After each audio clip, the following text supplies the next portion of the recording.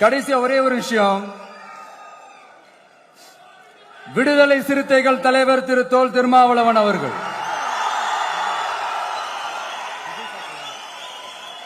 அவங்களால இன்னைக்கு வர முடியாம போச்சு.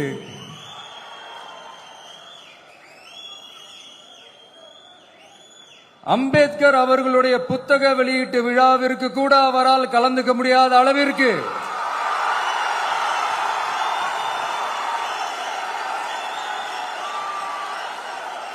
கூட்டணி கட்சிகள் சார்ந்து எவ்வளவு பிரஷர் இருக்கும் என்று என்னால் யூகிக்க முடிந்தாலும்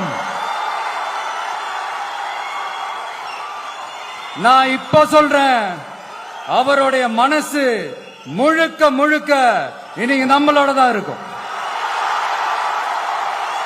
நன்றி, வணக்கம்.